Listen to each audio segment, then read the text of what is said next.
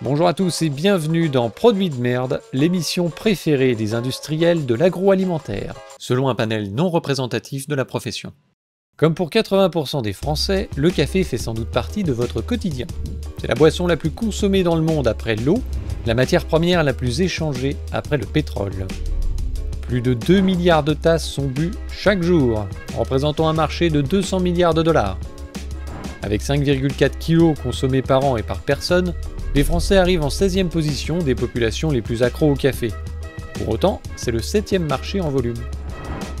300 000 tonnes de café sont importées en France chaque année, pour un chiffre d'affaires de 4,5 milliards d'euros, capté par une petite poignée de multinationales, à savoir Lavazza, Nestlé et JDE, qui rassemblent des marques que vous connaissez mieux. Ces trois groupes vous vendent 80% des 200 000 tonnes de café écoulées chaque année en grande surface. Le café se vend principalement sous deux formes. En France, pour 16% c'est du café en grains, qui a connu un bel essor ces 10 dernières années, et les 84% restants c'est du café moulu. Oui, parce que qu'il soit sous forme de briques pour les cafetières filtres, de capsules, de dosettes ou d'instantanés, dans tous les cas, c'est du café moulu à un moment.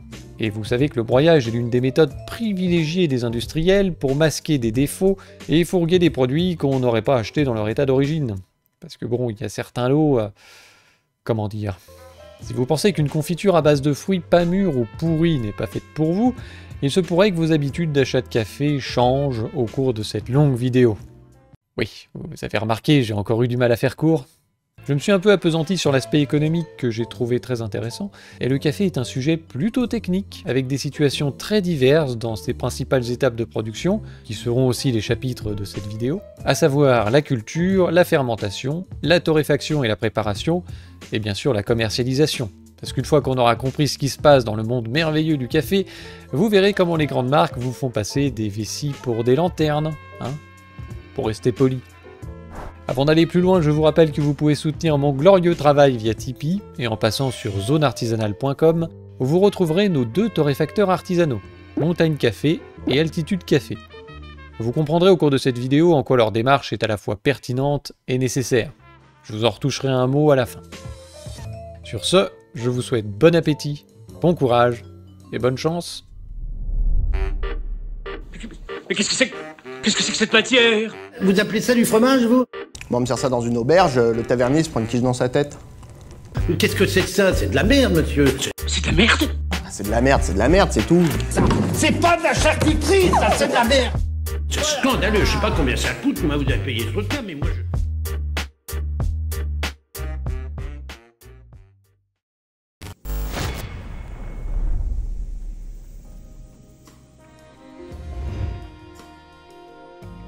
Selon la légende la plus répandue, l'homme commença à utiliser les grains de café dans une région d'Éthiopie appelée Kaffa. Aux alentours du 9e siècle, un berger nommé Kaldi remarqua que ses chèvres devenaient particulièrement énergiques après avoir mangé les baies rouges d'un arbuste dont on se contentait jusqu'alors de chiquer les feuilles.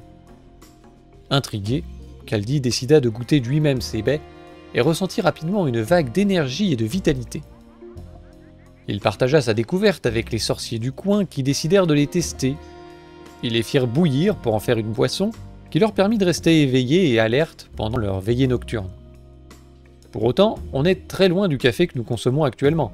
Les premières traces connues de torréfaction datent du XIIe siècle et ont été trouvées dans la ville de Kush, aux Émirats Arabes Unis. En effet, le café va beaucoup voyager. Ce sont d'abord les marchands d'esclaves yéménites qui vont sortir le café d'Éthiopie en même temps que les esclaves. Ils vont développer le commerce et la culture du café dans la péninsule arabique, où la consommation sera soutenue par l'interdiction de l'alcool dans la religion musulmane. Le port de Mocha deviendra un point central d'importation puis d'exportation lorsque le Yémen deviendra un pays producteur de café.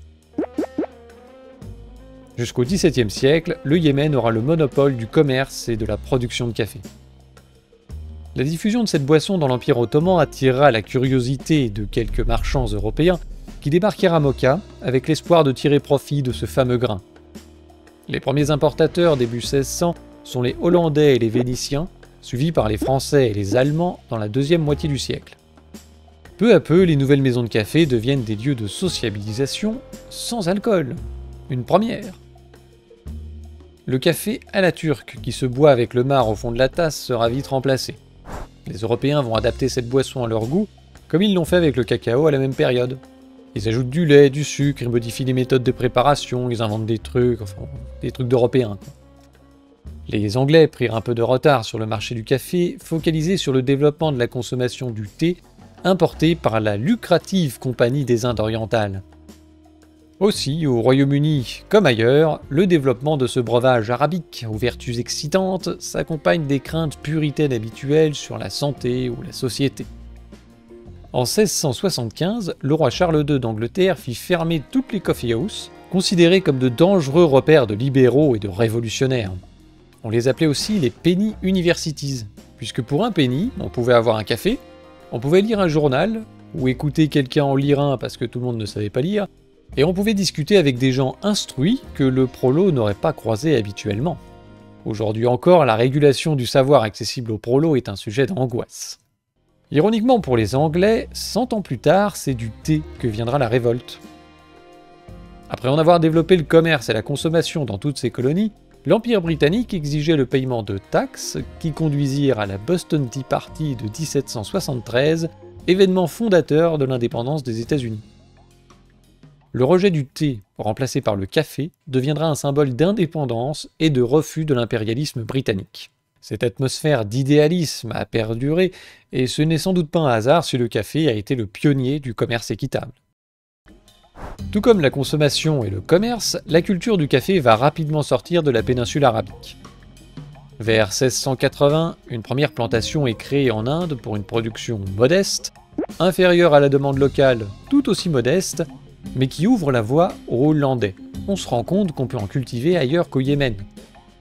Ils vont imiter l'exemple sur l'île de Java, puis dans leurs colonies en Indonésie et sur des îles d'Amérique latine. La France fera de même aux Antilles et à la Réunion. C'est une véritable course technologique pour le contrôle de cette matière première agricole au profit prometteur, et aucun pays ne veut devenir dépendant de son voisin pour nourrir sa population.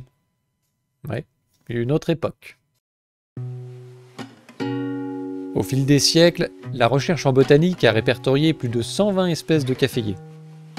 Elles se déclinent en plusieurs variétés, comme on les appelle lorsqu'elles sont d'origine naturelle, ou cultivars, quand elles sont créées par la main de l'homme, par sélection ou hybridation. Quand on parle communément de café, on fait référence à l'Arabica typica, la souche commerciale originelle issue du Yémen et qui s'est diffusée dans le reste du monde en dépit des espèces endémiques qu'on a découvertes plus tard dans les nouveaux lieux de culture, et dont on avait globalement rien à foutre. Des essais de culture avaient bien été tentés sur ces espèces locales, mais sans aboutir à des résultats satisfaisants pour le consommateur ou pour le rendement. Pour autant, l'Arabica typica va nécessiter des adaptations pour s'implanter en dehors de son territoire d'origine, créant une multitude de variétés, sans cesse resélectionnées pour améliorer le rendement ou la résistance aux maladies. Tout cela a évidemment une incidence sur le goût du café issu des différentes régions de production, qui est aussi influencé par le terroir, l'exposition au soleil et toutes les méthodes de culture et de transformation, enfin vous allez voir. C'est un bordel. Progressivement, les Européens vont défricher et créer des plantations dans leurs colonies, partout où le climat le permet. C'est-à-dire entre les deux tropiques, dans ce qu'on appelle aujourd'hui la ceinture du café. Je vous la fais courte, parce que tout ça se fait sur des décennies, ponctuées d'histoires rocambolesques pour se procurer des plants, pour essayer de les cultiver, à une époque où il n'y a pas vraiment de tutos sur YouTube. La traite négrière fournira la main-d'œuvre bon marché nécessaire en abondance pour récolter le café, qui deviendra un moteur important du commerce triangulaire. Cette association de terres agricoles pas chères et de main-d'œuvre pas chère permettra de faire baisser les prix et d'augmenter la consommation en Europe, puis aux États-Unis. Alors en quelques décennies, le Yémen perdit son monopole sur la production et le commerce du café. En 1720, la production mondiale de café s'élevait à 90 tonnes, principalement en provenance de l'île de Java. 50 ans plus tard, elle passe à 320 tonnes, récoltées en grande partie aux Antilles et à la Réunion. En 1820, après le développement des cultures en Amérique du Sud et en particulier au Brésil, la production atteint 90 000 tonnes. Elle est ensuite multipliée par 10 tous les siècles, 1 million de tonnes en 1900 et 10 millions de tonnes de nos jours. Le Brésil est encore aujourd'hui le premier producteur mondial de café, et si les volumes produits restent stables, sa part relative a diminué depuis les années 60, passant de 50% à 30% de la production. C'est dû à la montée en puissance des pays asiatiques, notamment le Vietnam et l'Indonésie, qui occupent la 2e et 3e place du classement, suivis par la Colombie et l'Éthiopie. Ces 5 pays fournissent les 2/3 de la production mondiale de café. De nos jours, seuls l'Arabica et le Robusta sont cultivés en masse, mais on en parlera plus en détail dans un chapitre dédié. Tout comme le cacao, le café est donc un produit intimement lié à la colonisation et à l'esclavage. Encore aujourd'hui, il y a une démarcation très nette entre les pays producteurs situés au sud et les pays transformateurs et consommateurs au nord. Aussi, on remarque, ironiquement, que la culture du café s'est développée partout sur la planète avant de revenir à son point d'origine historique qu'est l'Afrique, et en particulier l'Éthiopie.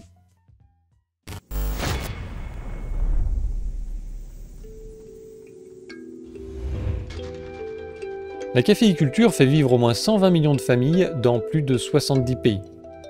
95% des plantations sont de petites exploitations familiales de moins de 5 hectares. Un hectare, c'est quoi?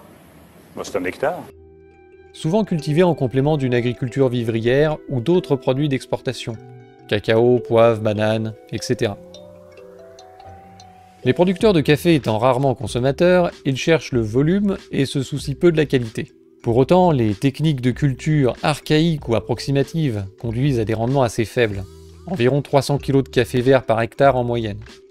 En Afrique, la division des parcelles au fil des héritages aggrave le phénomène en créant des millions de tout petits producteurs. Ce matin, nous sommes à l'ouest de Cameroun, dans la plantation d'un client qui nous a contacté, disant que le rendement de sa plantation a énormément baissé. Vous voyez là un peu les plants de café, un peu de partout. Là, on est au moins sur 10 hectares de café. Regardez un peu sa plantation. Elle n'est pas propre. On est d'accord? D'entrée de jeu, vous allez remarquer que ces plants sont un peu chétifs, sont en train de sécher. Et voici même une plante ici qui a un gui. Regardez. Après les premières récoltes, la plantation doit être toujours entretenue. À l'opposé de cet exemple, on trouve les immenses plantations de café du Brésil qui produisent 3000 kg à l'hectare en moyenne. Ils suivent le modèle de l'agriculture productiviste dont la première conséquence est la déforestation. Le café figure dans le top 5 des produits de base entraînant la déforestation, avec 7% du total. On estime que 100 000 hectares de forêt sont coupés chaque année pour planter du café. Ces vastes monocultures, propices aux maladies, nécessitent un recours important en pesticides et fongicides. L'absence d'ombrage et l'appauvrissement du sol est compensée par une irrigation en continu, enrichie d'intrants divers pour nourrir la plante. Quand les rendements deviennent trop faibles, on déforeste une nouvelle parcelle, jusqu'à ce qu'on arrive au bout de la logique. Mais ça prendra quand même un certain temps. Tous ces efforts permettent d'obtenir un bon rendement, mais le café cultivé en plein soleil perd en complexité aromatique. Ce modèle entraîne aussi les problèmes habituels, perte de biodiversité végétale et animale, surconsommation d'eau, pollution de l'eau et des sols. Il privilégie le profit à court terme, au détriment de la viabilité à long terme des écosystèmes. Il favorise aussi les grands exploitants au détriment des petits producteurs qui peinent à suivre la course en avant productiviste et deviennent en essayant dépendants des vendeurs de semences, d'intrants, de produits phytosanitaires, de machines qu'ils payent en s'endettant. C'est sur ce modèle que le Vietnam a conquis sa 2e place de pays producteur. Il s'est spécialisé dans la culture productiviste de Robusta pour maximiser les volumes. 80% du café est produit par des petits paysans qui cultivent moins de 2 hectares. Depuis les années 80, 2 à 3 millions de personnes ont migré des rizières vers les montagnes pour profiter de l'essor du café, encouragé par des réformes post-communistes et l'aide étrangère fournie par le FMI et la Banque mondiale. Malheureusement, le Robusta est moins valorisé que l'Arabica, et les prix du café fluctuent sur les marchés, surtout depuis l'abolition du système des quotas à la fin des années 80. Ces dérégulations et les encouragements systématiques du FMI envers les pays du Sud pour qu'ils produisent des matières premières agricoles tournées vers l'exportation ont conduit à des crises de surproduction et à un effondrement des prix du café. Parallèlement, les producteurs ploient sous les coûts de fonctionnement du modèle productiviste. Pour se financer, ils s'endettent à des taux prohibitifs auprès de prêteurs informels, où ils vendent à l'avance leurs récoltes à des collecteurs qui leur imposent des prix très bas. En résumé, c'est une course permanente à la productivité, Ils cherchent à compenser la baisse des prix en investissant pour augmenter les volumes, ce qui fait baisser les prix. Oh, c'est con ça! Et cela ne profite pas tellement au consommateur qui paye son café de plus en plus cher, hein, vous l'avez peut-être remarqué, ce sont les intermédiaires qui s'engraissent. La filière du café a une forme de sablier, avec des millions de producteurs en haut, des milliards de consommateurs en bas, et au milieu, une poignée de multinationales qui contrôlent le négoce, la torréfaction et la distribution. Mais les premiers à plumer les producteurs sont les intermédiaires locaux. On peut planter le café, mais ce sont les commerçants finalement qui gagnent. Et le petit planteur qui a travaillé beaucoup ne gagne pas. Alors, la solution est de créer des coopératives de planteurs. Dans un rayon donné, il faut une coopérative. Autre difficulté selon les experts, la lutte contre la fraude. Justement, vous savez que je dirais qu'au moins 90% de la production caféière au site Kivu est exportée illégalement, c'est-à-dire par la fraude. Tandis que chez nous, il n'y a qu'au moins 10% qui passent officiellement, c'est-à-dire des cafés qui sont exportés moyennant les documents délivrés par l'ONC. Le café vert s'échange sur les marchés internationaux entre pays producteurs et importateurs. L'Arabica est coté sur la bourse de New York, tandis que le Robusta sur celle de Londres. Ces cours de bourse servent de référence de prix aux vendeurs et acheteurs de café, auxquels peuvent se rajouter des primes dues à la qualité, à l'origine, aux certifications équitables, biologiques ou durables.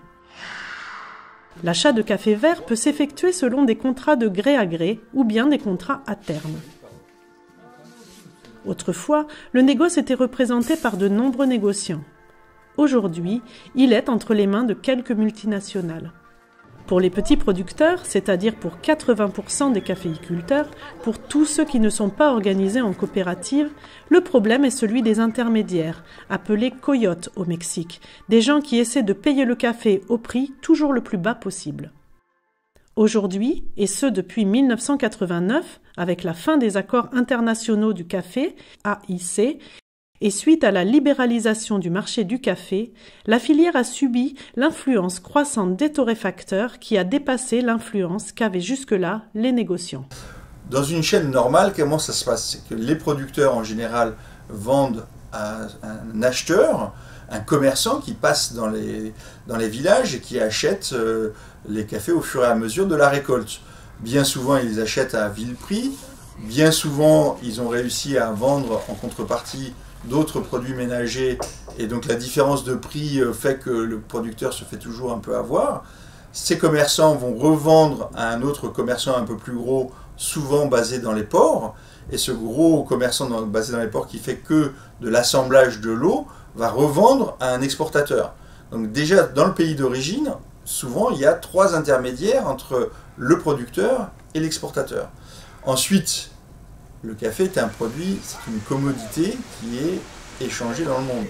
Donc il y a énormément de transactions numériques, sans aucun changement d'échange de matières premières, mais uniquement les contrats de vente sont échangés en fonction des évolutions du cours de bourse. Et alors, on prend souvent l'exemple d'un conteneur de café qui partirait d'un port du Mexique, par exemple, et avant qu'il arrive sur un port européen, les documents de propriété de ce conteneur de café ont été échangés entre 30 et 32 fois pendant la durée du transport.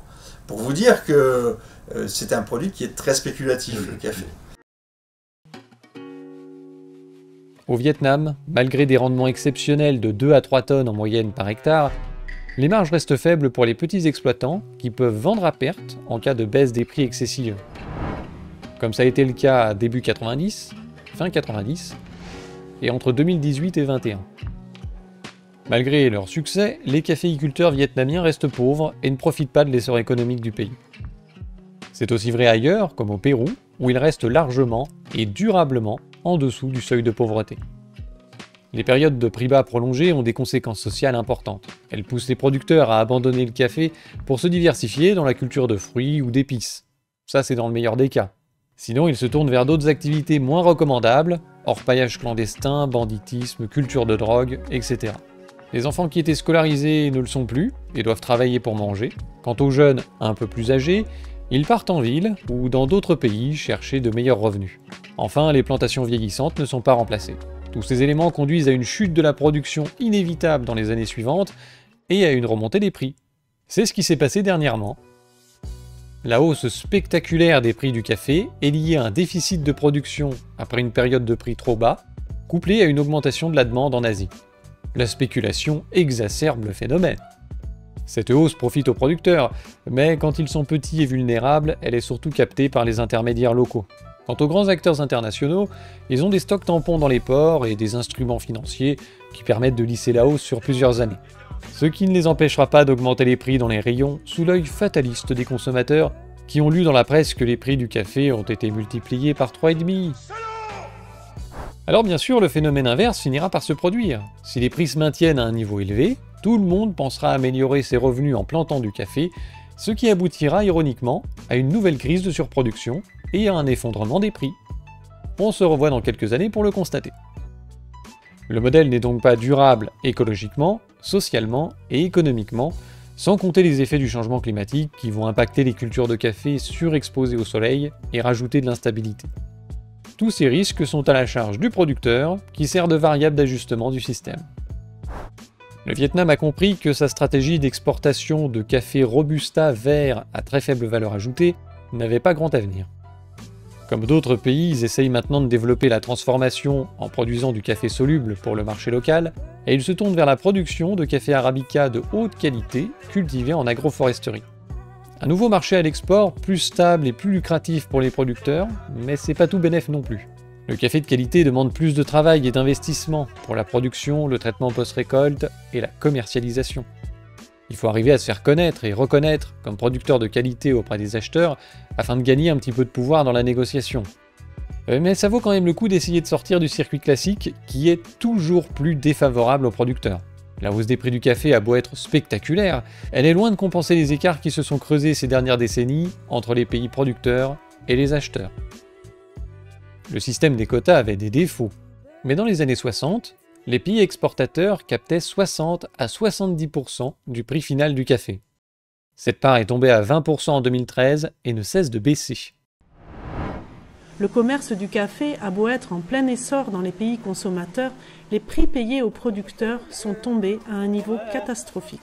Au début des années 1990, les recettes des pays producteurs de café étaient de l'ordre de 10 à 12 milliards de dollars américains, alors que la valeur des ventes de café, au détail, essentiellement dans les pays industrialisés, était d'environ 30 milliards de dollars.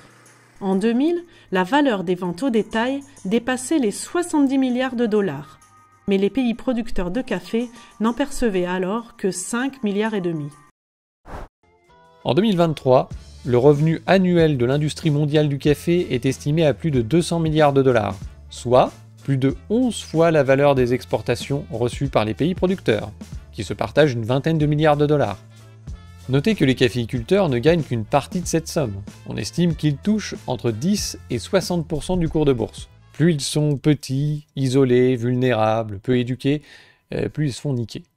De plus, la rémunération globale des producteurs en valeur réelle est en constante diminution depuis des décennies.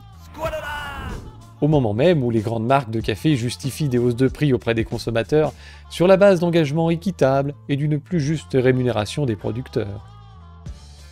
Entre 1976 et 2017, le prix producteur a baissé tendanciellement d'environ 10%. Mais il faut prendre en compte l'inflation.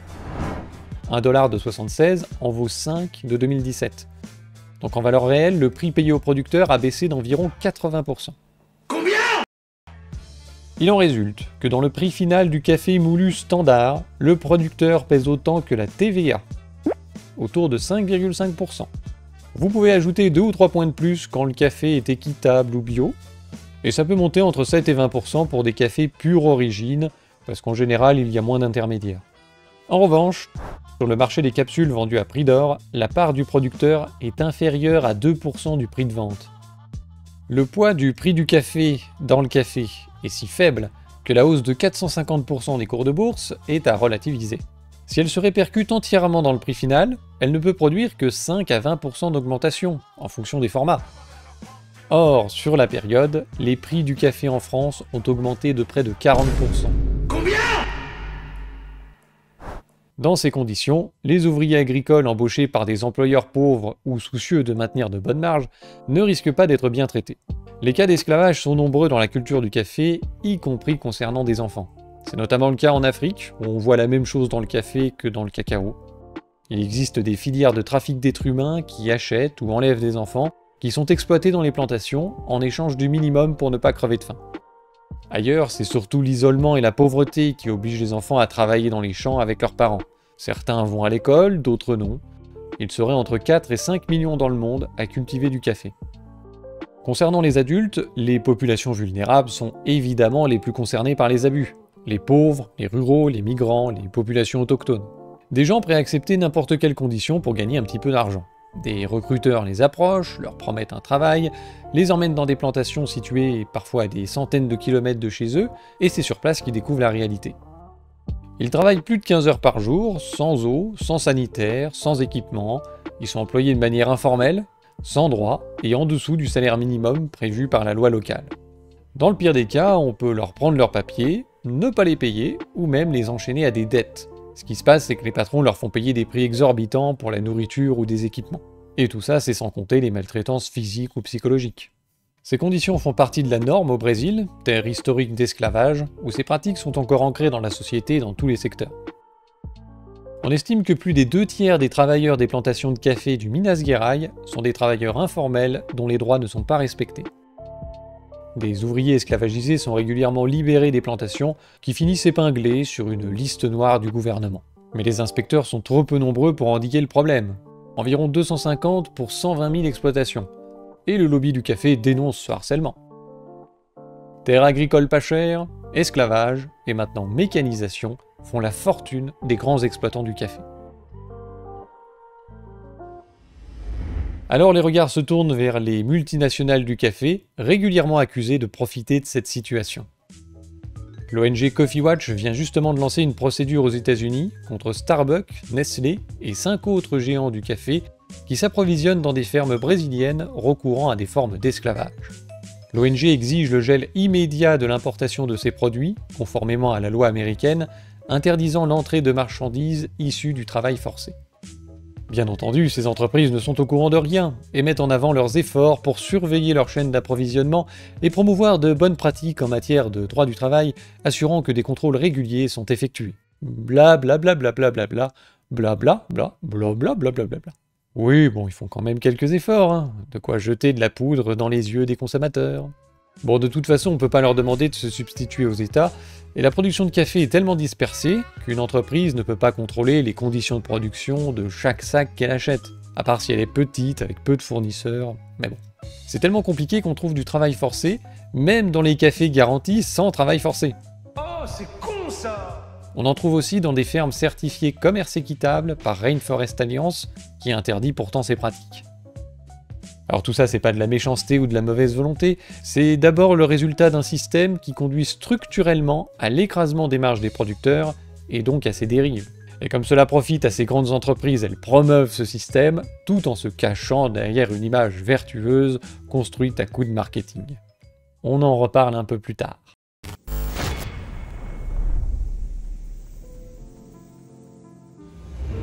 Maintenant qu'on a posé le décor, on va parler plus en détail de la culture du café, et on va commencer par parler des caféiers. Comme je le disais, ils poussent uniquement dans la ceinture du café située entre les deux tropiques.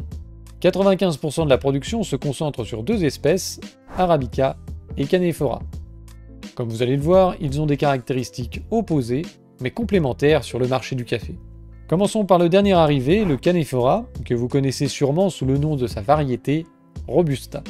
Originaire d'Afrique de l'Ouest, il possède un système racinaire horizontal, contribuant à lui donner un goût fort et moins riche que l'Arabica, accompagné d'une amertume plus prononcée, en raison d'un taux de caféine 2 fois supérieur.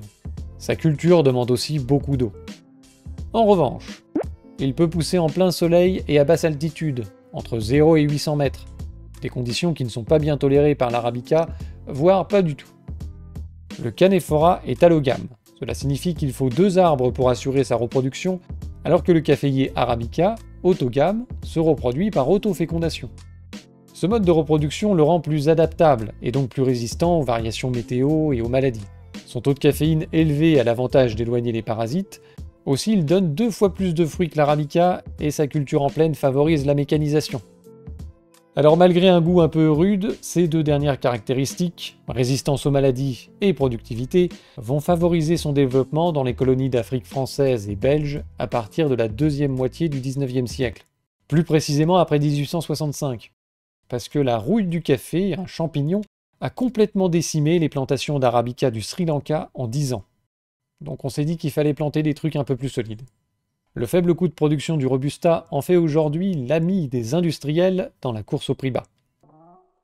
Il représente 35 à 40% de la production mondiale, contre 25% dans les années 80.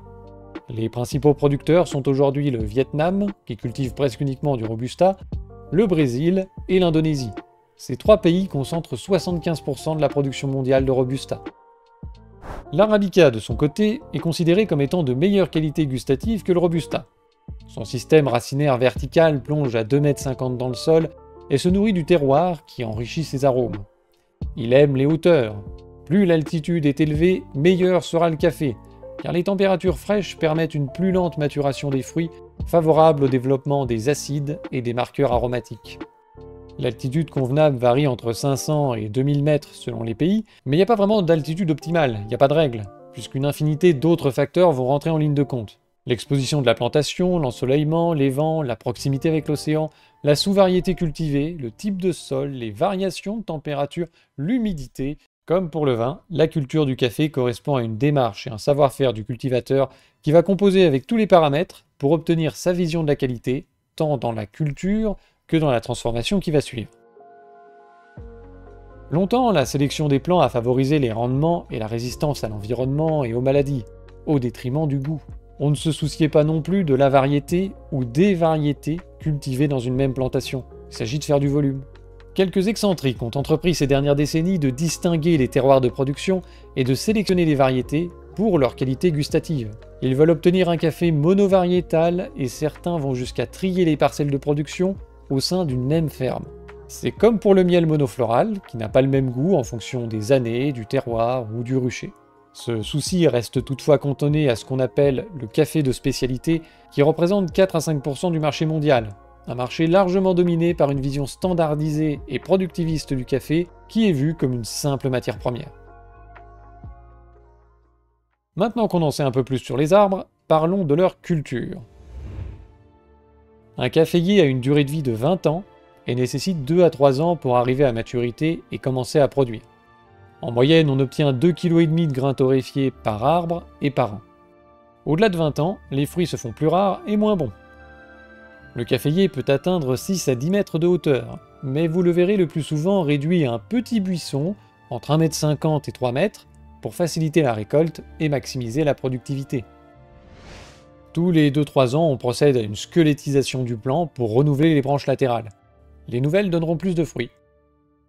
Cela permet aussi d'uniformiser le cycle de maturation des cerises de café pour faire quelques économies sur la récolte, qui est l'étape la plus coûteuse dans la culture. En effet, le café a un cycle de maturation très lent d'environ 9 mois. Tout commence à la fin de la saison sèche. Les premières pluies déclenchent la floraison et les plantations se couvrent de fleurs blanches au parfum de jasmin. Les fruits apparaissent au bout de quelques jours et atteindront leur taille maximale au bout de 5 à 6 mois. Il faut encore attendre 1 à 2 mois de véraison, comme on dit en viticulture. Les cerises vertes vont virer au rouge ou au jaune selon la variété. Le plus souvent, c'est rouge. C'est durant cette période de maturation que le fruit va se charger en minéraux et développer ses arômes. Mais toutes les cerises n'arrivent pas à maturation au même moment. La récolte s'étale sur une période de 3 mois, et il arrive qu'elle se termine au moment de la nouvelle floraison. La période de récolte est totalement différente selon les pays et les régions, si bien qu'il y a toujours une récolte de café quelque part sur Terre. La récolte de café demande du temps et de l'expertise pour obtenir un café de qualité. Elle se fait à la main et le cueilleur doit savoir distinguer les cerises arrivées à maturité. Une bonne récolte doit avoir une couleur homogène, de rouge à violet, ou jaune pour certaines variétés. En règle générale, un lot hétérogène ne sera pas de bonne qualité. Si vous voyez des cerises vertes, noires, avec du jaune, quand ça devrait être rouge, c'est pas bon signe. Pour des raisons de coût de la main-d'œuvre, on fait rarement plus de 5 passages pour une récolte. Il faut donc bien choisir ses jours pour obtenir une maturité moyenne satisfaisante. On estime qu'un picking sélectif permet de ramasser 5 kg de cerises par heure, soit 1 kg de café torréfié. Nineti Plus, un producteur maximaliste, exige uniquement des cerises parfaitement mûres, faisant baisser la productivité à 2 kg de cerises ramassées par jour. Quand on ajoute les autres étapes et le marketing tout aussi exigeant, on arrive à un prix de vente entre 2000 et 3000 € le kilo. Combien? Là, je suis quand même pas sûr que la différence de goût vale la différence de prix. Je crois que c'est pour des gens qui ont un peu trop d'argent et qui achètent plus un statut social que du café. Sans aller aussi loin, les récoltes soignées sont quand même réservées à un marché de niche haut de gamme. La plupart des petits producteurs ne s'embêtent pas à faire 5 passages. Ils utilisent la méthode du stripping, consistant à attraper la branche et à tirer pour faire tomber toutes les cerises d'un coup. Cette méthode non sélective nécessite un tri qui ne sera pas forcément réalisé.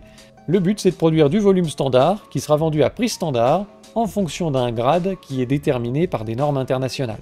Alors parfois on vous vantera un café ramassé à la main, mais si c'est avec cette méthode, ça relativise les choses.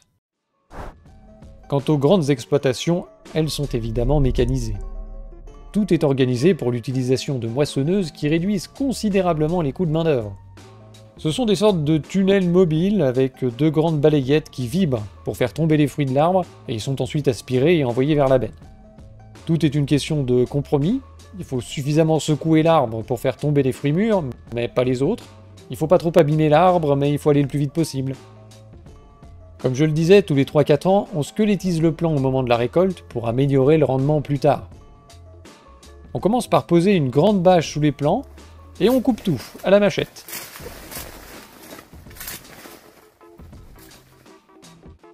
Une machine va ramener la bâche et séparer les cerises des branches et des feuilles qui sont broyées. Et on obtient une belle récolte multicolore de mauvaise qualité. Alors il y aura peut-être un tri plus tard, mais ce qui est trié n'est pas jeté. Dans les zones montagneuses qui ne permettent pas l'usage de ces grosses machines, on utilise ces peignes vibrants portatifs. Tout tombe sur la bâche, ça va plus vite qu'à la main. On enlève les feuilles. Il n'y a plus qu'à tout mettre dans les sacs et... Oula! Oh putain! Bon... Mais il n'y en a même pas 5% de mûr, là. Bon ben, celui-là on le mélangera avec autre chose.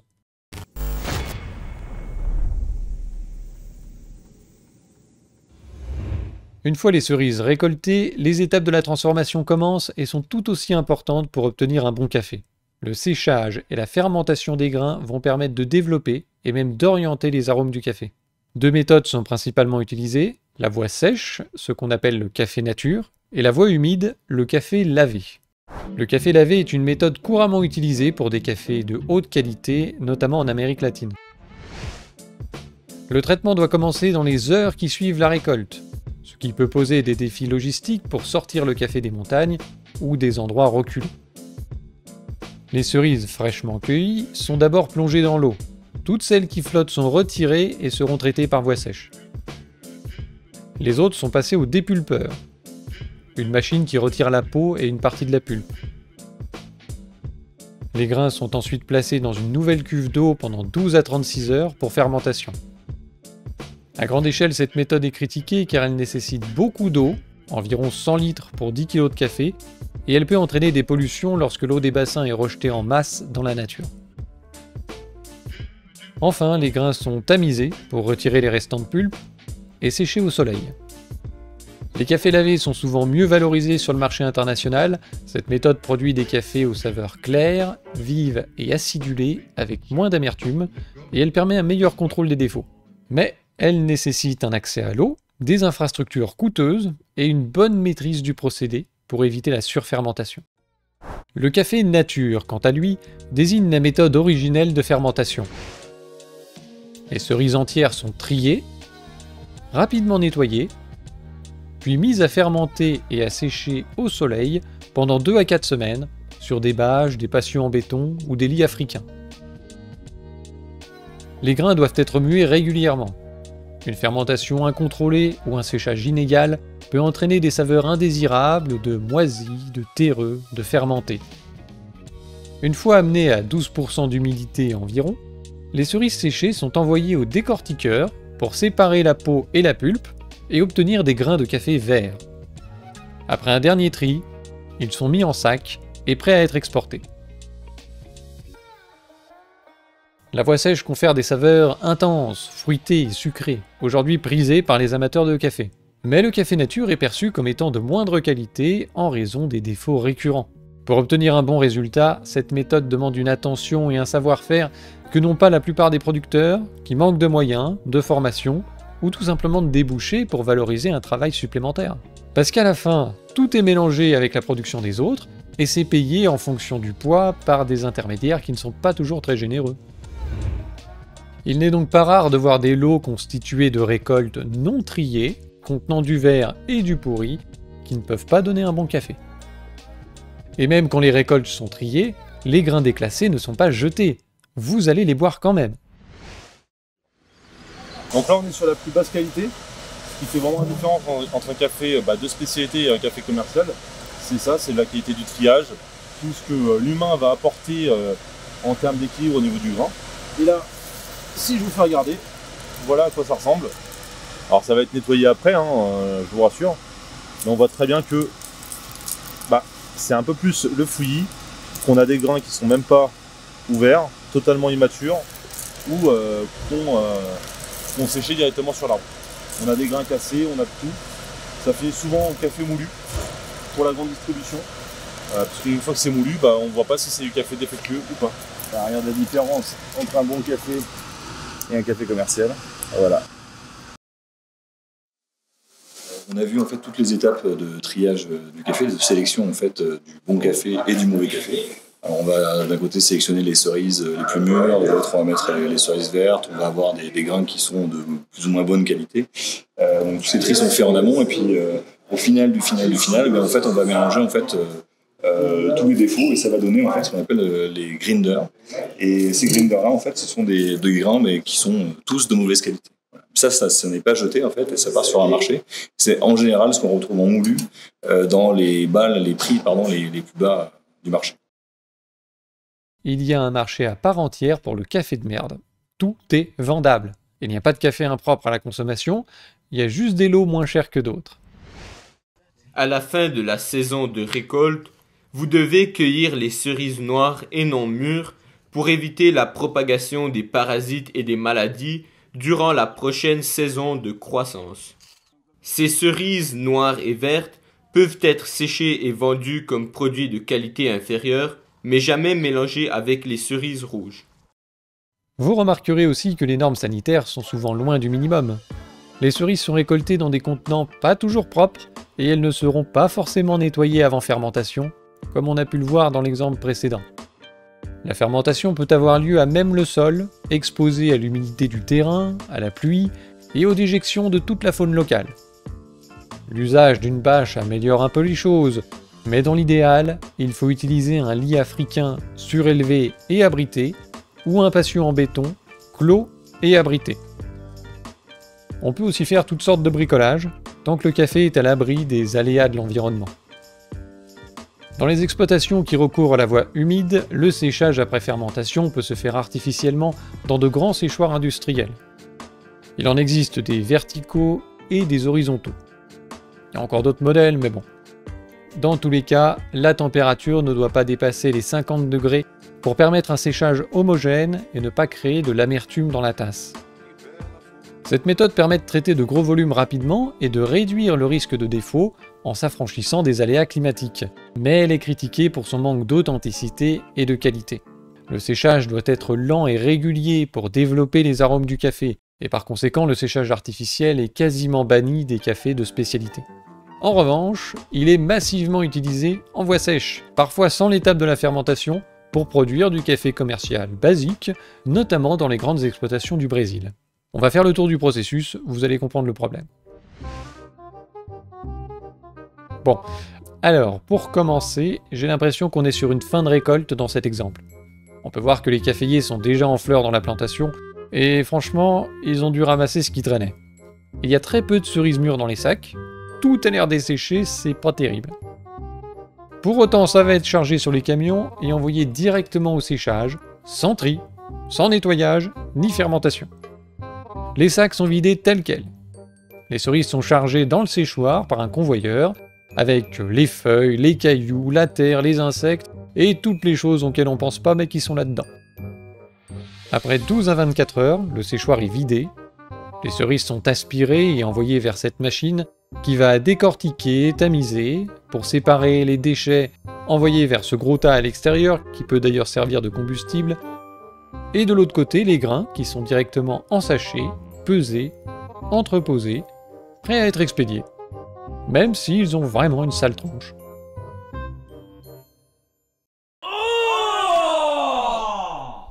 Une part conséquente du café commercial est produite de cette façon, avec plein de petites variations possibles en fonction des producteurs et des pays. Mais globalement, c'est des monocultures en plein soleil, irriguées, gourmandes en fertilisants et pesticides. C'est des récoltes grossières hétérogènes, séchées artificiellement, sans tri ni fermentation. Il s'agit de produire le plus de café possible pour le moins cher possible. Les critères de qualité se limitent à des notions techniques de taux d'humidité ou de calibrage. Les sacs qu'on a vus seront sûrement mélangés à d'autres et triés en fonction de la taille, de la densité et de la couleur. Plus les grains sont gros et denses, plus ils ont de valeur. Les grains blancs ou noirs sont éliminés. Des lots homogènes vont être créés sur la base de ce calibrage qui correspond à des normes d'exportation. Il s'agit d'une classification par grade qui va de 1 à 6, en fonction du nombre de défauts présents dans un échantillon de 300 grammes. Ce calibrage peut se faire directement dans les grandes exploitations, parfois c'est l'acheteur lui-même qui s'en occupe, dans les ports, il y a des transitaires qui le font d'ailleurs, mais le plus souvent c'est les coopératives qui s'en chargent en même temps que la transformation. Des centaines de producteurs amènent leurs fourbis, tout est mélangé, transformé, calibré et exporté. Avant d'aller plus loin, j'ai cité dans ce chapitre les deux principales méthodes de transformation des cerises qui sont utilisées dans 90% des cas. Mais il en existe d'autres, comme le honey process et la fermentation anaérobie, qui concernent des petits lots dans la niche du café de spécialité. Ces dernières décennies, une attention particulière a été portée sur l'étape de la fermentation, longtemps négligée, voire absente.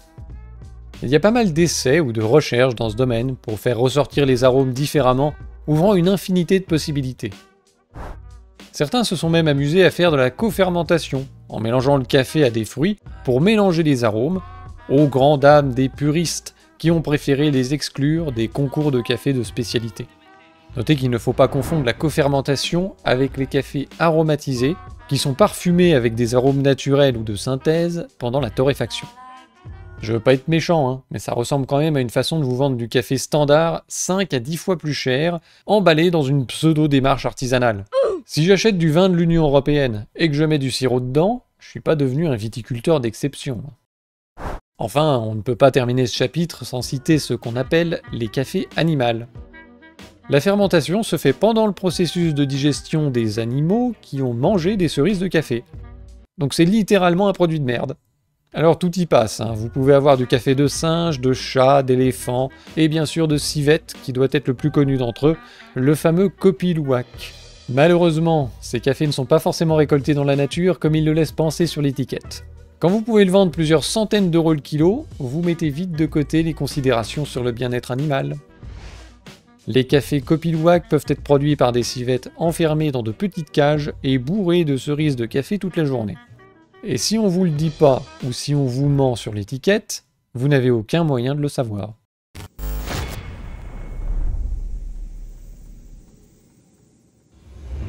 Maintenant qu'on a nos grains de café vert, il va falloir les torréfier. On ne sait pas exactement de quand datent les débuts de la torréfaction. On peut le situer aux alentours du XIIe et XIIIe siècle. Par contre, on sait que les premières torréfactions se faisaient sur des plaques de métal chauffées ou à la poêle.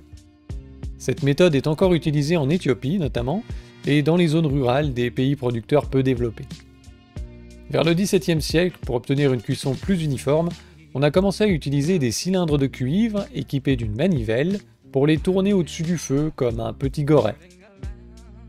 Les premiers torréfacteurs d'aspect contemporain sont inventés à la fin du XIXe siècle, Et si le principe est resté globalement le même, ils n'ont cessé de se perfectionner dans la technique et surtout dans les usages.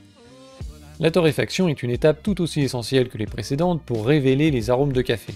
Pour autant, il n'y a pas d'école de torréfaction, ou une façon unique de travailler. Là encore, c'est une démarche qui dépend du savoir-faire de l'artisan, des arômes qu'il veut mettre en avant dans la tasse, et du produit de départ.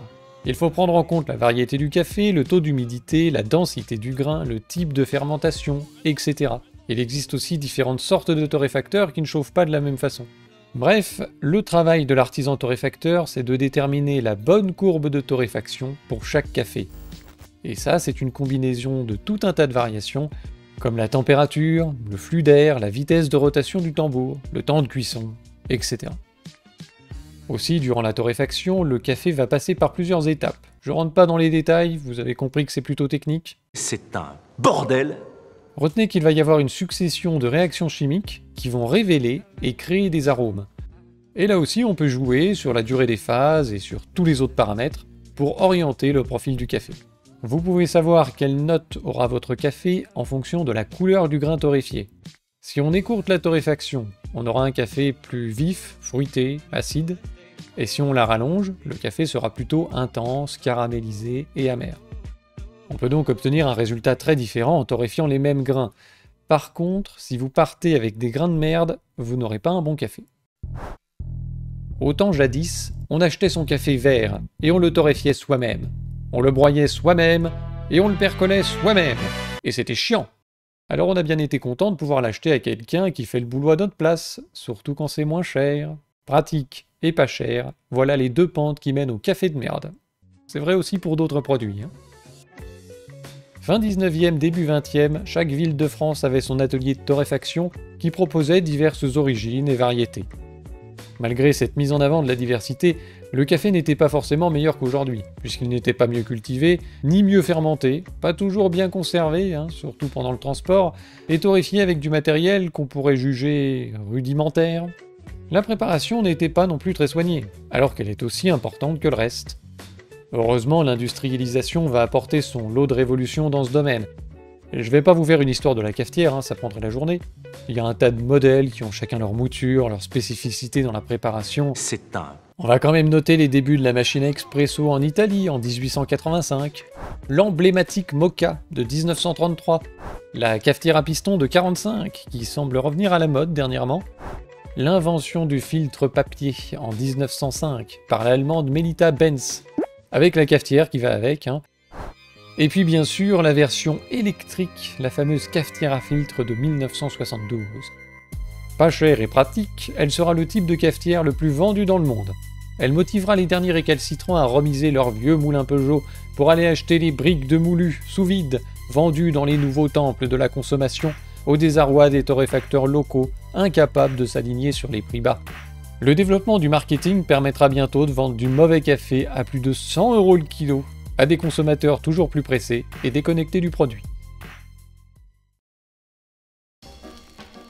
La première marque de café torréfié vendue en masse s'appelait Ariosa. Elle a été créée en 1868 aux États-Unis par John Arbuckle. Arbuckle. Bref. Il avait inventé un moyen de conserver les arômes grâce à une formule de glaçage à base d'œufs qui enrobait les grains de café torréfiés pour les protéger de l'air. Sombre époque. L'emballage sous vide sera adopté près d'un siècle plus tard, après la Seconde Guerre mondiale, et deviendra le standard de la consommation de masse. Enfin un café facile à transporter, à conserver, à préparer, et surtout, pas cher, mais pas bon. Mais enfin c'était toujours meilleur que ce qu'on trouvait en général après-guerre, les gens ont ressenti une forme de progrès. La course au prix bas et les volumes considérables en jeu ne permettent absolument pas aux industriels d'être sélectifs sur la qualité du café. Ils se contentent de vérifier que le produit n'est pas moisi à l'arrivée et qu'il est conforme aux normes sanitaires, notamment sur les résidus de pesticides et les bactéries. Cela dit, il y a très peu d'intoxications alimentaires liées au café, à part quelques fois sur la préparation, quand les gens sont sales. Mais le produit va être cuit à haute température et préparé dans l'eau bouillante. Le café torréfié aussi peut se consommer dans les 10 ans sans poser de problème. Il aura juste de plus en plus mauvais goût au fil du temps, mais il n'y a pas de sujet sanitaire. Par contre, on va s'intéresser au goût des différents arrivages, parce que le client veut que son café ait toujours le même goût, sinon il va penser qu'il y a un problème avec le produit. des goûteurs vont catégoriser les différents lots avant de les mélanger pour créer un assemblage propre à la marque et aux attentes des consommateurs du marché cible. Parce que le bon café n'a pas le même goût en Asie, en Europe, aux États-Unis, etc. Mais c'est la torréfaction qui va créer le goût et surtout son absence.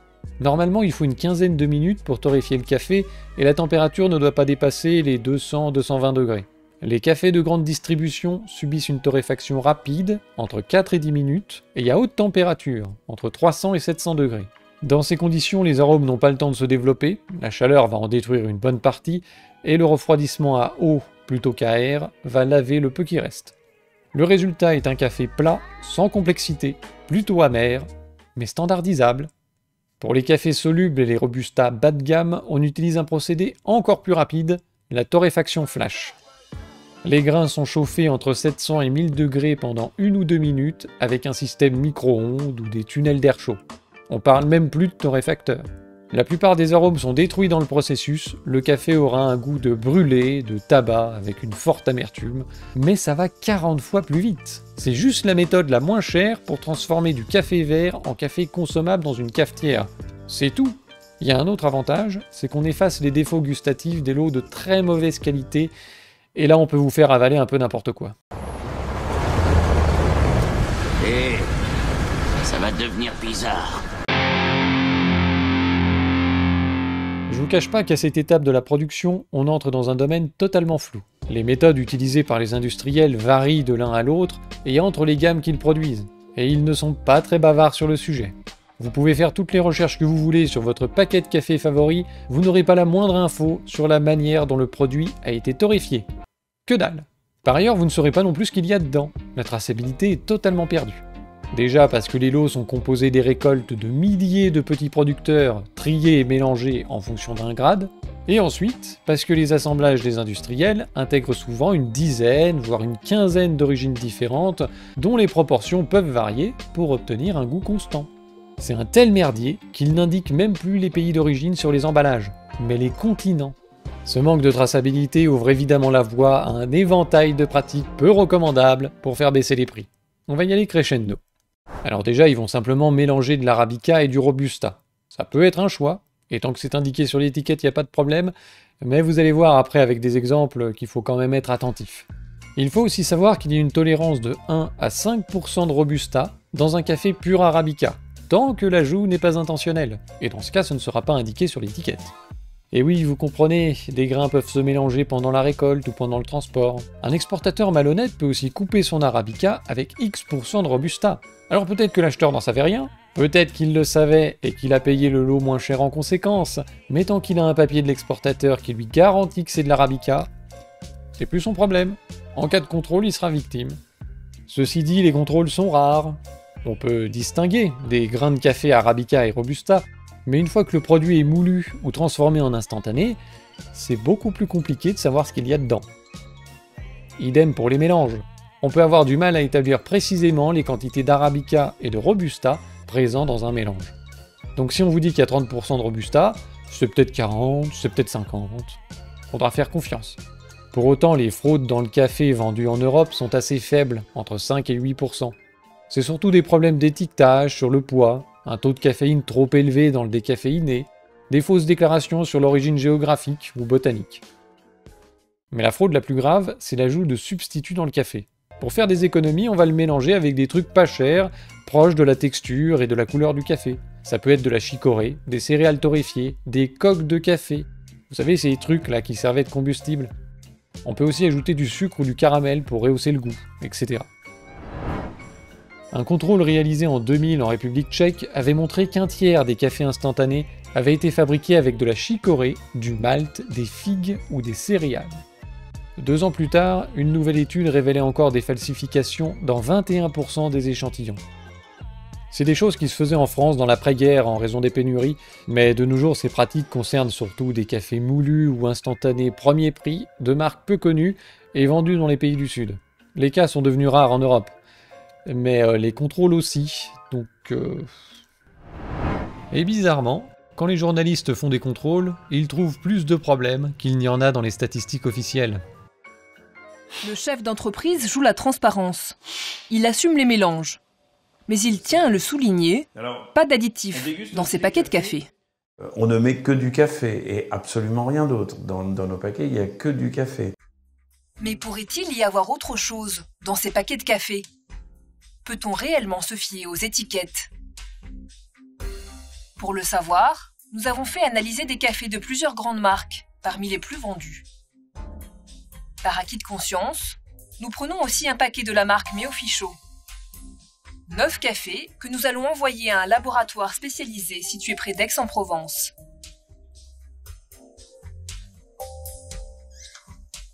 Frédéric Poitou est expert chimiste. Après avoir extrait de chaque café un concentré, il va les passer dans une machine pour en découvrir tous les composants, les naturels comme les éventuels additifs.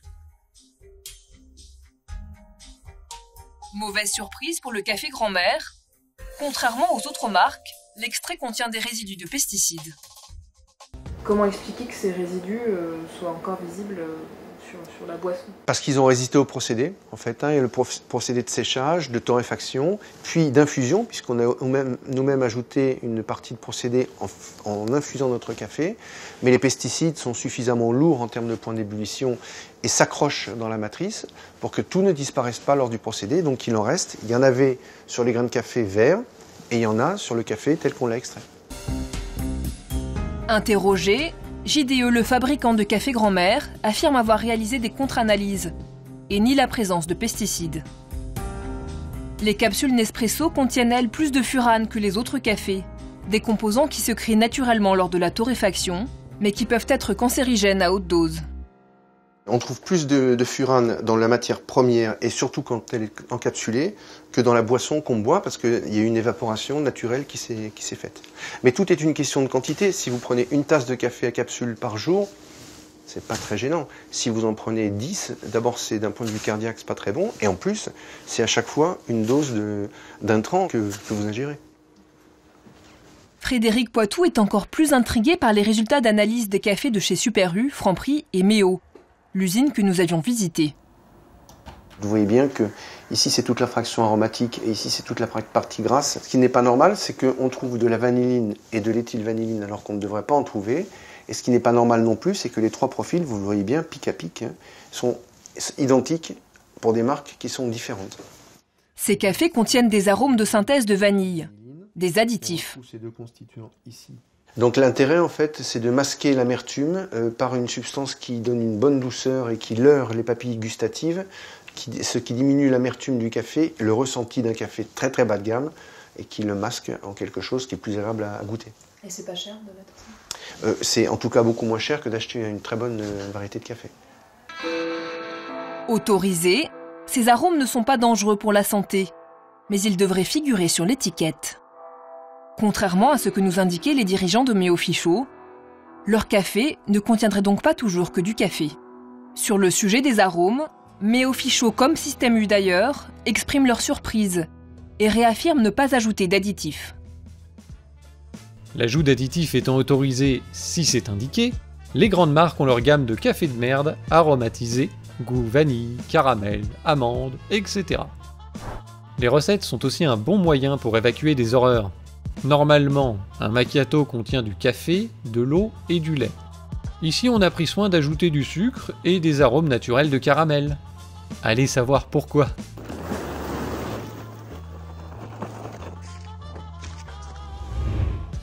Malheureusement pour l'industrie, ça reste un marché de niche. Les gens continuent de vouloir acheter du café sans additifs. Alors on peut tricher, mais c'est pas forcément nécessaire, parce que les grandes marques ont une autre astuce, sans risque, pour faire baisser leur prix de revient. Ils peuvent tout simplement écouler des lots de très mauvaise qualité, qu'on ne boirait pas purs, en les mélangeant à d'autres un petit peu meilleurs pour obtenir un produit buvable. Dans ces lots, vous avez bien sûr les grades inférieurs, et vous pouvez aussi avoir du café vert ou torréfié stocké pendant des années qui revient dans le circuit. Ça peut être des invendus, des lots oubliés, ou des stocks issus de périodes de surproduction. Et là, vous n'avez aucun moyen de savoir d'où viennent les lots qui composent votre paquet, ni combien il y en a, ni de quand ils datent. Des cafés du monde entier, mais pas toujours des plus frais. D'après les dates d'arrivage, certains sacs seraient stockés ici depuis 2015, 2006, voire 2003. quoi, 2006, 2003, c'est pas trop vieux? Non, mais ça, c'est pas encore vieux parce que vous avez des cafés d'exception là-bas. Hein. Oui, mais ça... Je vous fais goûter ça, vous verrez pas de différence du tout. Mais même disons, plus de 10 ans... Vous verrez pas de différence. Ah, mais vous verrez, je vous fais préparer ça, vous ne trouverez pas de différence gustative. Pourtant, les caféologues sont formels. Le café vert perdrait tous ses arômes au bout d'un an. Tant que c'est du café, on met ce qu'on veut dans la recette. Des lots bas de gamme, des vieux trucs oubliés, de l'arabica tellement pas cher qu'en fait c'est du robusta. On peut pas le contrôler à l'analyse, et si les papiers d'importation et d'achat sont trafiqués, bon courage pour contrôler ça. Alors on mélange le tout, on torréfie bien fort, la plupart des cafés de grande distribution sont cramés en fait, et on fait passer le tout auprès du client avec du marketing. On va passer aux exemples concrets, ce sera plus parlant, vous allez voir à quel point on se paie votre tête.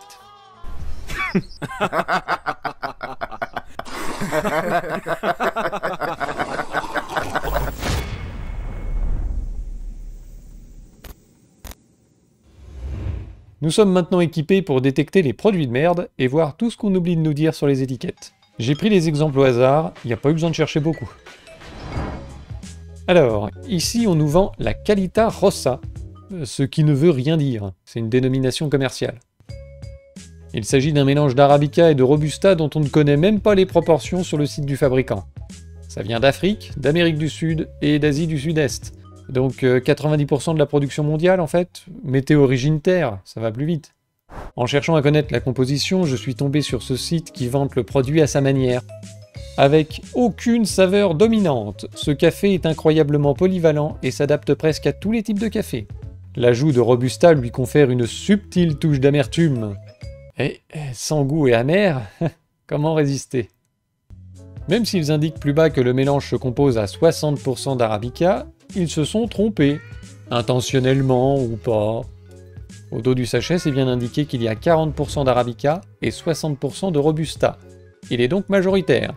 On est au-delà du simple ajout apportant une touche subtile d'amertume.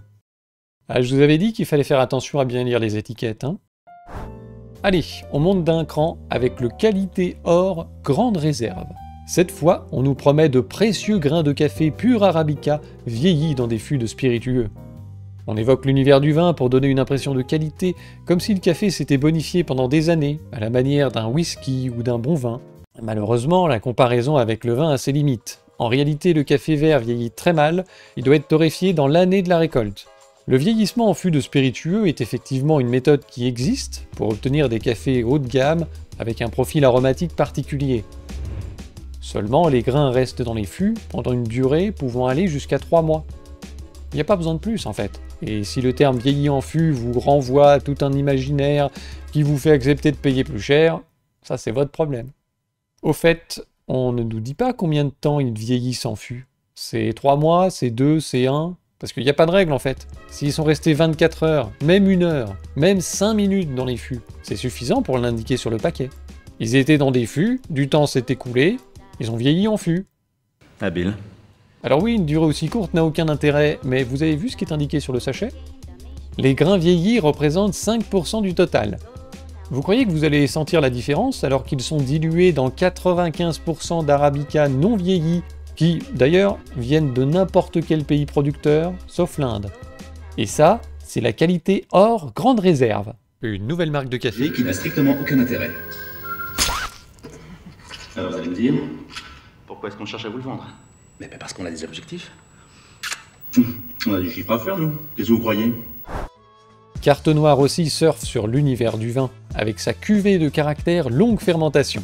Origine Afrique et Amérique centrale. Composé à 90% d'arabica et 10% de robusta fermenté jusqu'à 72 heures, au lieu de 24 à 36 heures, en supposant qu'il s'agisse d'un café lavé, hein, c'est pas précisé. Si c'est un café nature, c'est un peu court quand même. Mais bon, 72 au lieu de 36, là encore le caractère long de la fermentation est à relativiser. D'autant que le terme « jusqu'à 72 heures » donne à penser que ça ne concerne pas la totalité des grains. Aussi, il s'agit de robusta, pas la variété qui a le plus d'arômes, et il est dilué à 90%. Donc c'est encore un nouveau produit qui n'a strictement aucun intérêt. Sur ce site, ils évoquent un profil fermenté qui ressort au cours de la dégustation, en plus des arômes fruités déjà présents. Oui, alors généralement un goût fermenté viendra d'une cueillette un peu tardive ou d'une fermentation mal maîtrisée. C'est censé être un défaut. Alors cette phrase n'engage que ceux qui l'ont écrit, et je ne dis pas qu'ils auraient mis de la merde dans la cuvée de caractère. Non. Je constate simplement, au détour de cette phrase, qu'avec un petit peu de marketing, on peut faire passer des vessies pour des lanternes auprès d'un public peu averti. On pourrait faire la cuvée spéciale récolte tardive, fermentée sur branche, avec des notes intenses de sous-bois et de cuir tanné. Un rituel hors du temps pour un café hors du commun. Et voilà, on a transformé un défaut en démarche de qualité, et on peut évacuer des lots de merde à prix plus élevé. Le café n'est pas mauvais, il n'est pas à votre goût, c'est tout. Une autre façon d'évoquer la qualité chez le client est l'affichage de labels et de certifications. Bio, équitable, défense de l'environnement, engagements divers, tout y passe. Il y en a qui ne veulent strictement rien dire. Maître torréfacteur, c'est purement marketing, ça renvoie à rien de concret. D'ailleurs, cette vidéo a été réalisée par un maître torréfacteur. Si. Le bio. Le bio, à moins d'être local, c'est devenu sujet à caution. Vous avez le logo européen d'affiché, mais ce sont les normes des pays producteurs qui s'appliquent, avec lesquelles l'Union européenne a signé des équivalences qui n'en ont que le nom. Après, des gens peuvent s'étonner qu'un producteur de café certifié bio-européen utilise des produits phytosanitaires totalement interdits en Europe, même dans le conventionnel. Bah comment ça peut être bio alors? Je sais pas si vous vous souvenez de ce qui se passait dans la spiruline, je vous renvoie à la vidéo si ça vous intéresse. Donc pour savoir si c'est du bio qui correspond à vos valeurs, il faut connaître les règles de chaque pays qui compose votre paquet. Encore faut-il que les pays soient indiqués. C'est con ça! Et c'est malheureusement pareil pour le commerce équitable qui ne veut rien dire en soi. En fonction des logos, vous avez des cahiers des charges totalement différents et qui peuvent évoluer dans le temps, devenir plus souples, surtout quand vous êtes payé par les entreprises que vous certifiez. Maintenant, les entreprises s'auto-certifient avec leur propre organisme équitable. Ça évite d'avoir à gérer les dilemmes moraux hypocrites des certificateurs, tout le monde gagne du temps. Il y aurait une vidéo entière à faire sur le sujet, le commerce équitable n'a jamais amélioré les payes des ouvriers agricoles et aucun petit producteur n'est devenu aisé avec cette filière. Au mieux, il sort d'un état de misère, il peut bouffer et envoyer ses gosses à l'école. Le prix plancher évite de subir les périodes de prix excessivement bas, mais vous pouvez voir qu'il n'est pas corrélé à l'inflation, et encore moins au prix payé par les consommateurs, ce qui serait le minimum dans l'équitable. Aussi, une part importante de la production équitable est écoulée et payée en conventionnel, parce qu'il y a plus d'offres que de demandes, donc ils font des efforts pour rien. Les logos équitables servent souvent à déculpabiliser les consommateurs. La seule façon de bien gagner sa vie avec du café vert pour un petit producteur, c'est de produire des lots de haute qualité et de réduire les intermédiaires. Et ça, c'est pas compatible avec la filière du café de grande distribution, vendue à prix bas, avec une qualité perçue construite à coup de marketing. Ici, par exemple, on nous parle de grains de qualité, certifiés bio et équitables. Et vous vous retrouvez avec un mélange de café africain constitué à 70% de Robusta. Vous n'avez ni traçabilité, ni grade, ni rien. Vous n'avez aucune capacité à évaluer la qualité réelle de ce café. Et il vous faudrait des heures de recherche pour essayer de savoir si les logos affichés correspondent bien à votre vision du bio et de l'équitable. Personne ne fait ça. Les maîtres en matière de qualité perçue, ça reste Nestlé avec leurs capsules Nespresso, vendues dans des emballages jolis et des boutiques copiant l'univers du luxe, alors qu'il s'agit de café moulu standard, vendus dans des quantités réduites en plus. Il faut environ 8 grammes de café pour faire une tasse, une capsule en compte 5 à 6 grammes. C'est une diminution de la matière de 30 à 40%, mais c'est plus cher. Si le café n'a pas un goût de jus de chaussette, c'est parce qu'il y a un secret qui réside dans la machine. L'ajout d'air sous pression dans la capsule au moment de la préparation du café va améliorer la perception des arômes. Qu'est-ce qui se passe avec un café espresso extrêmement aéré? Eh bien, les petites bulles vont éclater au contact de votre palais, réveiller vos papilles gustatives et de cette manière-là, vous aurez l'impression que le café est beaucoup plus fort qu'un café filtre. Ce n'est pas pour rien si les gens aspirent le café pendant les séances de dégustation. Et c'est aussi le système qui va créer une belle mousse dans la tasse, signe de qualité du produit. Mais si vous sortez le café de la capsule et que vous le préparez d'une autre manière, il n'y a plus de mousse. Et quoi? Ben y a plus rien, tout s'est envolé. En proposant des machines à prix cassé, ils se sont créés une clientèle captive et ils se rattrapent sur le prix exorbitant du café. L'affichage du prix de la capsule en centimes dissimule le prix du café au kilo, qui se situe entre 60 et 110 € le kilo. C'est n'importe quoi, enfin, j'ai 100 $. Non, tu n'as plus rien du tout. Pouf! Et parfois plus chez d'autres vendeurs de capsules depuis que le brevet est tombé, et justement les clients ne font pas toujours le calcul. Vous savez combien ça fait le prix au kilo? Non, je le fais surtout à la capsule, ça fait 70 centimes la capsule. Ça fait 140 € le kilo. Combien? Oui, quand même, oui. Bon, on va voir si c'est justifié.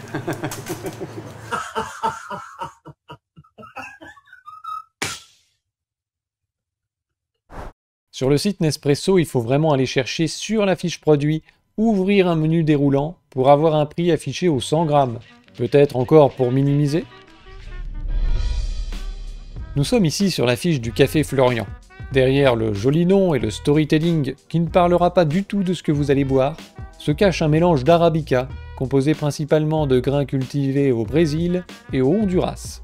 Principalement, donc il y a d'autres origines qu'on ne connaîtra pas. Combien, dans quelle proportion? Principalement aussi, ça ne veut pas dire majoritairement. On peut avoir 10% de Brésil, 9% de Honduras et une quinzaine d'origines dans des proportions moindres. Mais principalement, ce sera Brésil et Honduras. Ok, donc on sait rien. L'art de la torréfaction. Le café Florian est intensément et rapidement torréfié pour révéler un éventail de notes boisées et épicées. Une torréfaction intense et rapide. C'est mauvais signe. Nous avons séparé ce mélange d'arabica en 2 lots pour la torréfaction. Pourquoi faire? Il y a plus que 2 origines. Et même dans chacune des origines, il y a des milliers de producteurs différents, donc ça n'a aucun sens. Les 2 lots sont torréfiés pendant un temps assez long pour atteindre l'intensité souhaitée. Mais alors attends, c'est long ou c'est rapide? Qu'est-ce qu'il raconte? En fait, il n'y a rien de concret. Ni durée, ni température, ni origine. 107 € le kilo. Ah ça par contre, c'est très concret. Oui, quand même, oui. Notez pour finir que le café en capsule perd entre 30 et 50% de ses arômes comparé à un café moulu et préparé le même jour. Ce qui rend encore plus absurde le désastre écologique bien connu engendré par les capsules en alu. Je n'ai pas encore parlé dans cette vidéo de Starbucks et compagnie. Peut-être que certains attendaient ce passage, mais il n'y a pas grand chose de plus à en dire. Il y a juste les mêmes problèmes qu'ailleurs, compensés avec les mêmes méthodes marketing. Notre produit est génial, on sauve l'environnement, nous sommes engagés dans le commerce équitable. Bon, et c'est juste un fast-food qui vend plus de lait que de café et qui a réussi à transformer un produit bon pour la santé en bombe calorique pire que les sodas. Si vous voulez payer trop cher pour avoir un gros cul et du diabète, c'est l'endroit idéal. Malheureusement, vous ne serez pas toujours mieux servi dans les CHR, les cafés, hôtels, restaurants. Parce que le café est l'otage de contrats commerciaux entre un établissement et son distributeur, qui fournit les boissons, mais aussi un ensemble de services, du matériel, du financement. Un contrat d'achat de café peut servir de contrepartie dans la négociation au bénéfice de la marge du distributeur et au détriment de la qualité du café. Plus il vous donne de la merde, plus il gagne d'argent. Amusez-vous à demander dans les restaurants d'où vient le café. Quelle est la marque? C'est de l'Arabica ou du Robusta? Comment il a été torréfié? Il n'y aura pas toujours de réponse. Il y a quand même de plus en plus de tenanciers qui se soucient de ce détail longtemps négligé, parce que c'est quand même la touche finale d'un repas. Alors ce qui se passe maintenant, c'est qu'ils prennent la machine à café chez leur distributeur habituel, mais ils vont acheter le café chez un torréfacteur spécialisé. Et ça, c'est un changement récent. Ironiquement, Starbucks et Nespresso ont fortement contribué à changer les habitudes et les perceptions des consommateurs sur le café. Les gens ont compris que ce n'est pas une matière première standardisée et que la préparation, les origines, les terroirs ont leur importance. Ils ont aussi compris que ces marques n'avaient pas forcément la meilleure démarche, ni le meilleur rapport qualité-prix dans ce domaine. Oui, quand même, oui. Ce sont sans doute ces nouveaux amateurs de café en recherche d'authenticité qui ont dopé les ventes de café en grains ces dernières années. C'est moins cher, vous pouvez en acheter de très bonne qualité, et si vous êtes équipé d'une machine avec broyeur intégré, c'est aussi pratique que les capsules, sans pour autant devenir captif. Pour une fois, vous pouvez avoir un produit plus pratique, moins cher et de meilleure qualité. Ça montre à quel point le marketing est devenu prépondérant dans l'acte d'achat et biaise le consommateur. Yes. La tendance est au café de spécialité. Derrière cette traduction un peu barbare que j'utilisais plusieurs fois dans la vidéo, il y a la Specialty Coffee Association. Il s'agit d'une sorte de lobby créé dans les années 70 aux États-Unis, visant à définir et promouvoir de hauts standards de qualité sur toute la chaîne d'approvisionnement du café. La culture, la fermentation, le transport, la torréfaction et la préparation. Il y a aussi des considérations de développement durable sur les aspects sociaux, environnementaux et économiques. Mais c'est surtout le goût du café qui est évalué dans les concours organisés par la SCA. Ils ont établi un système de notation sur 100 points. À partir de 80, on entre dans la catégorie café de spécialité, donc c'est déjà très bon. Et au-delà de 90, c'est les cafés exceptionnels. La SCA a le mérite de proposer une vision globale de la qualité sur toute la filière du café. C'est un pas en avant par rapport au bio et au commerce équitable, qui étaient bien à leur époque, mais qui sont notablement dévoyés aujourd'hui. Évidemment, ça ne règle pas tous les problèmes non plus, et cette nouvelle standardisation risque aussi d'étouffer la diversité et de créer une sorte de monopole du bon goût. Des gens qui travaillent bien pourraient être boudés par les consommateurs parce qu'ils n'ont pas voulu payer ou se conformer aux diktats de la SCA. Donc il faut plutôt s'approprier le savoir, comprendre la filière et se poser les bonnes questions, plutôt que de s'en remettre intégralement à des logos et des promesses douteuses de grandes marques. Les cafés de spécialité ont le mérite de fournir une meilleure traçabilité aux consommateurs. Au-delà de la note SCA, vous aurez l'origine, parfois jusqu'au producteur, la variété, l'altitude, le traitement post-récolte. Vous aurez aussi des infos sur la torréfaction. Et c'est ça qui est réellement important. Ça permet de développer une culture du café chez le consommateur qui profite à la fin aux producteurs, en tout cas parmi ceux qui ont les moyens d'atteindre un certain standard de qualité. C'est un peu comme pour les fromages AOC. Ça permet aux éleveurs de mieux vendre leur lait que chez Lactalis, et ils gagnent encore plus quand ils le transforment eux-mêmes à la ferme. Pour autant, c'est vrai qu'on ne règle pas tous les problèmes des éleveurs avec du reblochon. Et ben là c'est pareil. Et c'est avec une immense fierté que je termine cette longue vidéo sur le café en parlant de reblochon. Il y aurait encore des choses à dire, mais je pense qu'on a pas mal dégrossi le sujet. Si vous avez appris quelque chose, je vous encourage à lâcher un pouce et à partager le savoir autour de vous. Je vous cache pas que ce type de vidéo demande énormément de travail. Là, on doit pas être loin des 450-500 heures. Oui, quand même, oui. Pour soutenir mon travail et m'inciter à en produire davantage, je vous invite à vous rendre sur zoneartisanale.com. Vous y retrouverez Altitude Café et Montagne Café, nos torréfacteurs artisanaux du coin, ainsi qu'une quarantaine d'artisans qui font vivre leur vision de la qualité, chacun dans leur domaine. Pour ceux qui découvrent la chaîne, je précise qu'il ne s'agit pas d'un placement de produit habituel. Zone Artisanale est ma propre boutique, que j'ai créée petit à petit en autofinancement ces 5 dernières années. Je fais les colis moi-même et à peu près tout le reste. Vous trouverez le lien en description. Vous pouvez voir les autres produits de merde qui s'affichent ici. Je vous remercie de votre attention et à la prochaine.